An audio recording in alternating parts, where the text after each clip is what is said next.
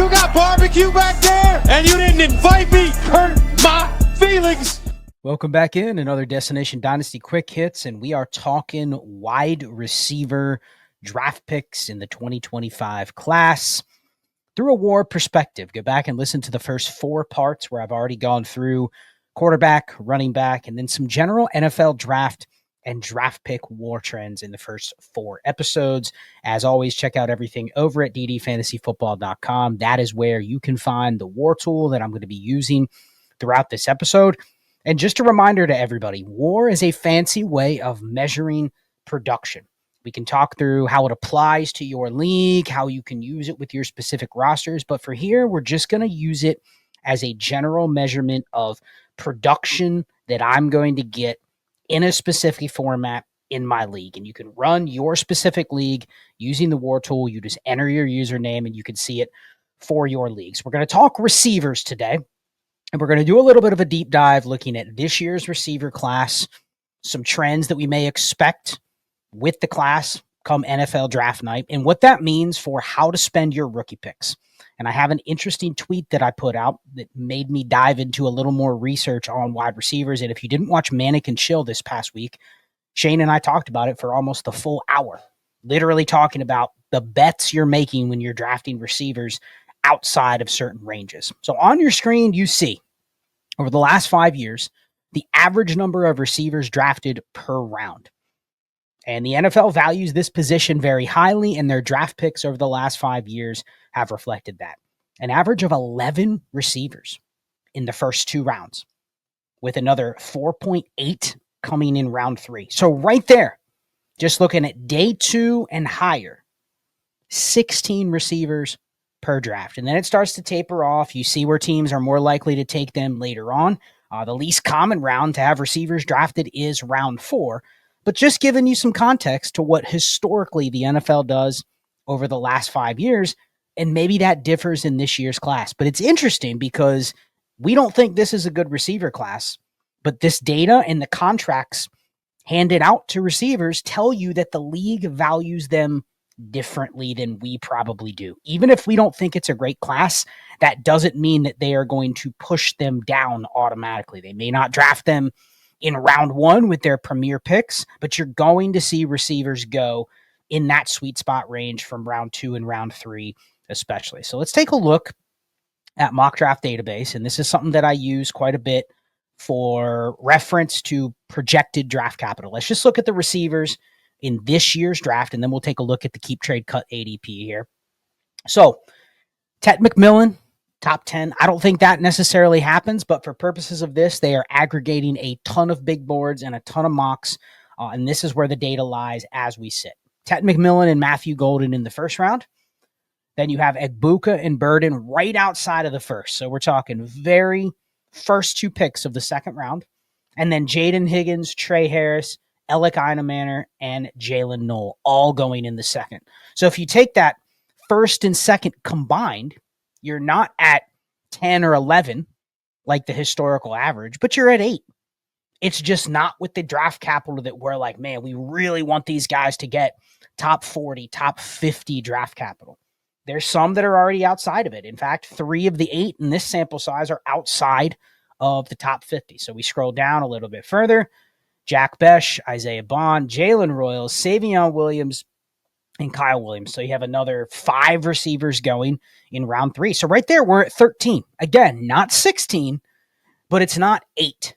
It's not 7. So there's going to be receivers drafted.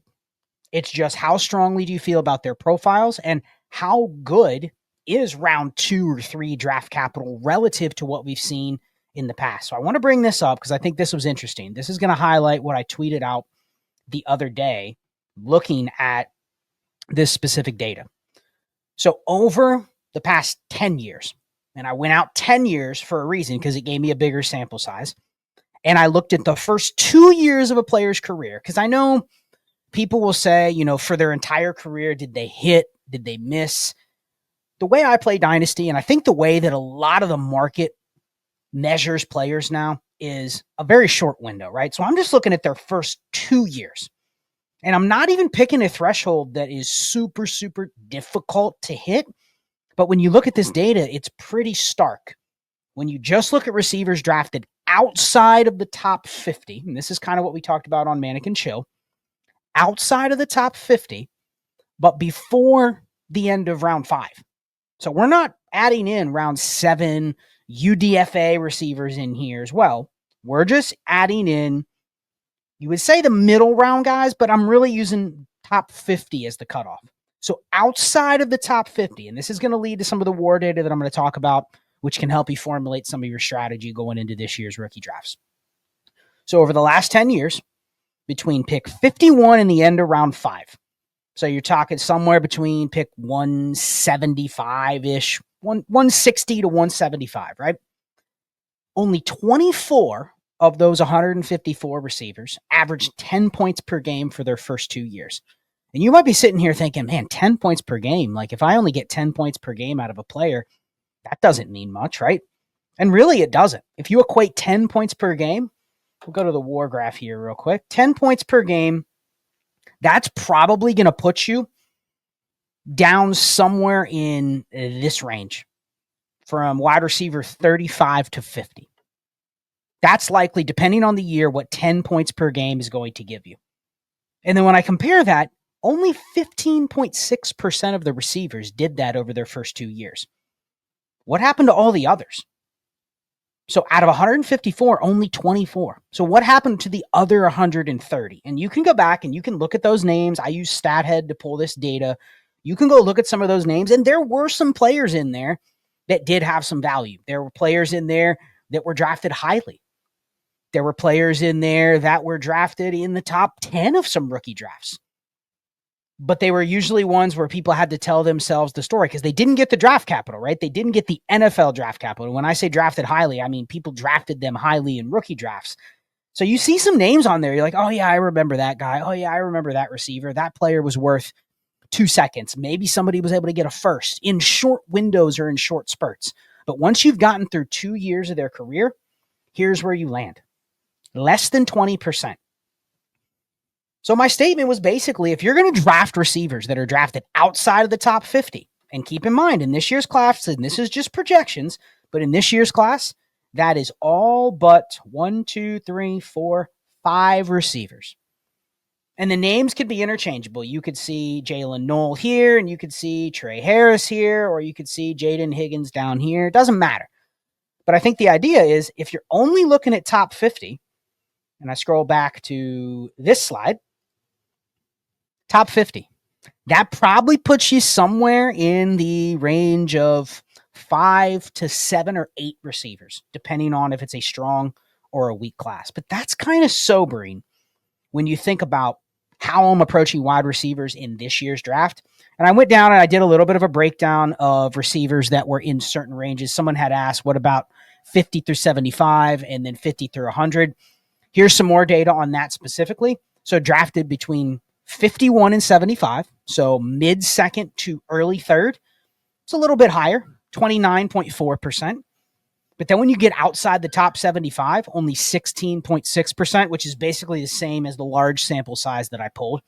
And then when you combine the two ranges, so this is just 51 through 100, so we're eliminating those round 4 and round 5 receivers. We're just focusing on back half of round 2 and round 3. It's still less than 25%.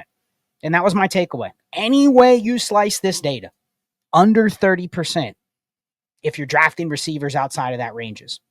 So right there, we've come to the conclusion that any receiver outside of the top 50, and I'll talk through some actionability if you're going to draft players, what your mindset should be if you're drafting those types. But outside of the top 50, you're looking at under 30% chance of getting somebody that's going to give you just 10 points per game for the first 2 years.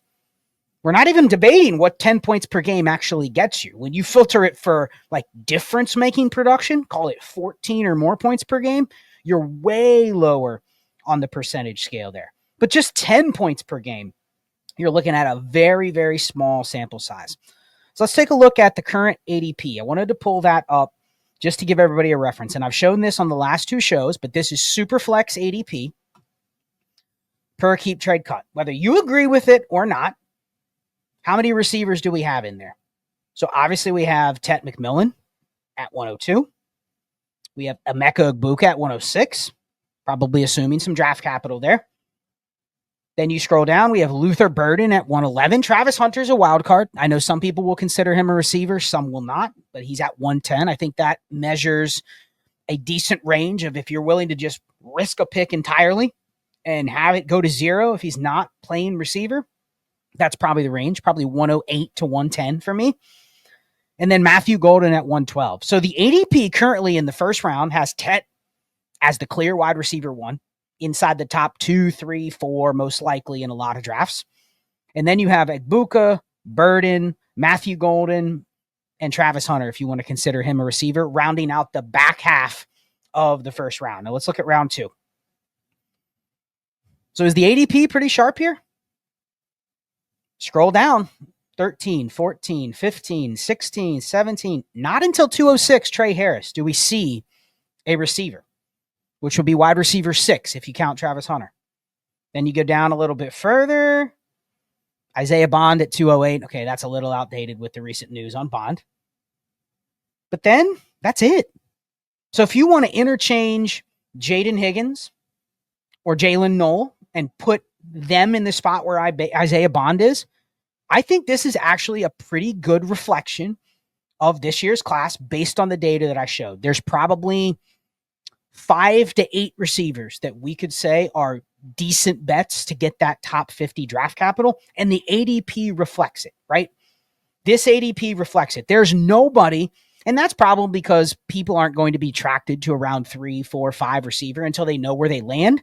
But even when you know where they land and you like the spot and you go, oh, I need to move that guy up into the mid-second because it went to this team with this quarterback and this offense, the data I just showed says that's probably a mistake. I want to pull this up because this correlates with the data that I just showed on Twitter. This is the 2-year WAR average expectation at each draft pick 1 through 24. So when you see this and you look at that ADP that I just showed, especially the round 2 ADP where you had the 2 receivers in there between Harris and Bond, let's assume this is where you're going to find Higgins and Knoll and Harris. These guys are going to be second-round picks. What does this tell you about kind of drafting them in these specific ranges if this is the WAR that you're expecting? And I know WAR and points per game don't specifically translate, but you can see where it's really, really flat. And you can see where what you're actually getting or expected to get from your draft picks in that second round all the way up until you see where it starts to get to 0, it's really just a completely replaceable range. So it has me kind of torn. Like, is this going to be the price that some of these receivers go towards or go at? Or is the class currently being a little misunderstood? Because if you're telling me there's going to be 7 receivers that get top 50 capital, but the ADP is going to look like what it does, then maybe this is the class to say, you know what, I'm not actually opposed to investing in some of these receivers, but I think the expectation has to be really, really tempered based on what I'm showing you on this screen. Even if we have a receiver going at 110, 111, 112, 202, 203, like it doesn't mean that you can't get some production there. But I think people have gotten caught up in this mindset of like, those are receivers are replaceable. I can find those everywhere. I don't really want to pay actual premium capital to get a wide receiver 2 or a wide receiver 3 or a guy that I know can fill my flex, but I don't know exactly when to start them. But I'm looking at that as this actually, to me, is a really good class to draft some innings eaters receivers if you have the context on your roster to do that. So let me show you this wide receiver WAR based on 1 QB ADP. Now this is 1 QB. So take this for what it's worth. Remove the quarterbacks. And if you go back just real quick, let's just go through this exercise so everybody understands where I'm looking at. Quarterbacks. So let's remove Cam Ward. Let's remove Shedeur Sanders. Let's remove Jackson Dart. Let's remove Jalen Milroe. So right there, you can remove at least 4 quarterbacks from this sample size and then adjust. So take out 4 quarterbacks here. So you can pretty much move all of these picks up 4 slots relative to Superflex. But this kind of tracks what I was talking about, right? This kind of tracks where if you think there is a strong bet for a receiver that goes in the top 50 of the NFL draft, you're going to see the wide receiver 3, 4, 5, 6 in single QB ADP. It's probably going to end up being in that 104 to 112 range. And as you can see this data, historically, we're not good at picking out which receivers should go at the very top and which receivers should go in those innings eating slots, which is mid, late first in Superflex, mid first here in 1QB. So that tells me, like, I'm actually kind of interested in drafting the wide receiver 3, 4, 5, barring that they get top 40 draft capital. I mean, obviously I want the guys that go in round 1, but if there's only 2 or 3 receivers that go in round 1, there might not be a lot of options. But it could be that you end up with the wide receiver 1 of the class at a price point, and that's what this data says. I mean, think of all the names in this sample size that did not go inside the top 3. And this doesn't even include last year, where Brian Thomas Jr., Ladd McConkey, those guys did not go in the top 3. But in 1QB, CeeDee Lamb didn't go top 3. Justin Jefferson didn't go top 3. A.J. Brown didn't go top 3. But they ended up being the best or elite receivers in their class. Amon-Ra St. Brown is another one. I know he's a little bit of an outlier because he went in the 4th round. But there's quite a few guys, and Brian Thomas Jr. and Ladd McConkey from last year, even though they're in this data, they would actually reinforce what you see on the chart right now. So this tells me historically that the better bets are not the wide receiver 1 or 2 in the class, not Ted McMillan, if everybody's going to push him up as wide receiver 1. It's not Matthew Golden if he gets the landing spot everybody wants and he goes in the top 15 and he ends up going 104, 105 in a single QB draft. No. I actually want the other guys because it's really a coin flip. I mean, this is the expected WAR. That difference between 1.29 and 1.04 for the first 2 years of their career, like that's not a lot of a difference per game if you spread that out over 2 seasons worth of games. So this just tells me we're not very good at determining who the elite receivers are going to be.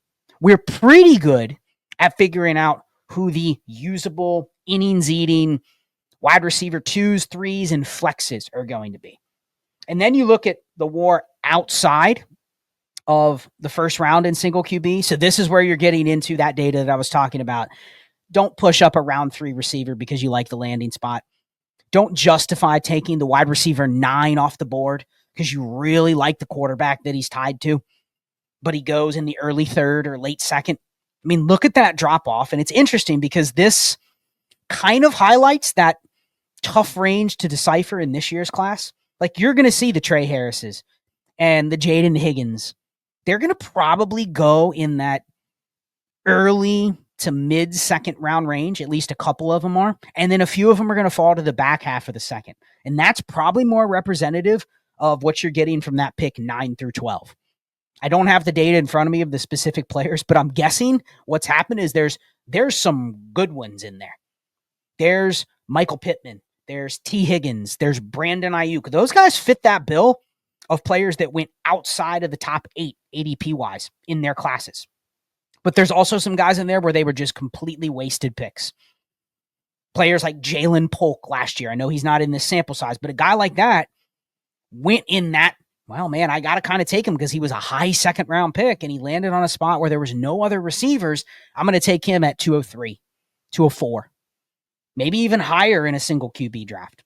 And that's where you're getting some complete whiffs or some hits. And then everything after that, I mean, the data speaks for itself. And this is not even realized WAR. Forget about the idea it's hard to decipher when to start that random wide receiver 3 or 4 on a team. Just the total cumulative WAR of players that did not have first round ADPs at receiver is awful. I mean, you compare that, and I showed this on the last video. Compare that to running backs. It's like 3x the expected WAR over the first 2 years when you're drafting running backs in that same range. So I just wanted to highlight that when you're looking at this year's receiver class, it's one of those things where I want to take some shots. Meaning I don't want to leave this year's class just drafting all running backs after a certain range. But I want to be very selective. I want to leave myself away from the temptation to chase simply because of the market conditions. Meaning somebody that people like that has a cult following, a Jack Besh maybe, lands in a spot where you're like, oh, I can see where that guy is going to be really, really useful. He's going to have an immediate role. We're not drafting for best ball teams here. I got a question on the last video about best ball where the theory is so different of what you want when you're making picks at certain positions in best ball that they're two totally different games. For purposes of this, we're talking the roster construction series, a start 11 lineup league, where you're really just drafting yourself into roster clogger territory if you draft some of these receivers that don't fit the criteria that I talked about. Now, you may say, hey, there's going to be a couple, and I agree, there's going to be. But what do you do if you're at one of those spots? Besides just don't ever take a receiver after a certain range, do it with a plan. And this is where I get into the actionable takeaways from those tweets, from these videos. There's going to be pockets of the draft where you want to take a receiver. And maybe it is wide receiver 6, Jalen Knoll, wide receiver 7, Trey Harris. And maybe they don't fit the criteria of top 50 capital. But you're looking at the offense that they went to. You're looking at the quarterback that they're tied to. And you just can't not do it. Just understand, the expectation for war production is laid out in this video. It's not good. The best case scenario you probably get out of that is one of these guys that's on that lower end of the data size, their data sample that I talked about at the beginning. You get a guy that hits that 10 points per game. This assumes they have a role. They're not a bust. They hit that 10 points per game, but you kind of sit there and wonder, like, what does that actually give me? What has that given me over the last couple years, right? Think of like Marvin Mims. He fits this category perfect. He was a 4th round pick, but people liked him. He was not a top 2 round pick, so he does not fit the criteria that I'm referring to. So he's in that kind of dead zone range, but people liked him. They liked his profile. There were people that said he should have gone higher than he did. But you're going to look back at his career, even if he has a decent year next year, you're going to look back at his career and go, what did I actually get out of him? I whiffed on the games that he had that were big because I didn't start him. And I probably started him after a couple of those games because I was chasing what he did, and his role really didn't change. That's why something like the Trinity tool, ddfantasyfootball.com, you can track this stuff during the season. How are receivers getting used? Not what are their fantasy points. How are they being used? And you can see where a guy that goes for 20 points in a game, but yeah, his Trinity score was 4.1. Kind of tells me that game might have been a fluke. And then there's others where they're only putting up 9.5 points per game for the first month, but their Trinity is 6.5. So they're being used in a way that should get fantasy points, but they're not getting them for one reason or the other. So the takeaway is have a plan. Have a plan when you're drafting a receiver outside of these ranges. Be able to tell yourself a story. Why am I picking this player? Why am I drafting a 3rd round Jack Besh because he went to the Rams? Why am I doing it? The data is clear that it's not because you expect production from him. And you have to be real with yourself. You're not looking at players, oh, well, maybe he'll get the role next year after Devontae Adams kind of gets phased out after 2 years. Like, that's not how we're playing Dynasty. And if that's all you're drafting a player for, maybe they'll have the role in 1 to 2 years. You're drafting yourself into an asset that's not going to go up, that's not going to be desirable. So if you're going to click draft on receivers outside of these ranges, again, this is 1 QB, so this probably puts you somewhere in the 112 to 206 range for Superflex. You're taking coin flip bets there. You're going to get some that hit. You're going to get some that completely whiff. But if you're going beyond that, after, let's say, 206 in Superflex, you have to have a plan. You have to have a specific plan with this player where you go, if X happens, and this could just be training camp buzz, OTA buzz, a preseason highlight, some decent usage in 3 receiver sets to start the season, whatever it is, you have to have a plan to make the move. And understand that you don't just want to ride this player out, because more often than not, the numbers say you're going to end up with what do I do with this guy? Great, he's been on my roster. Never started him when he hit. Never traded him when he had some value. Now he's on my roster in year 3. Guess who I have in year 3? Marvin Mims. Can I even get a second for Marvin Mims? Probably not.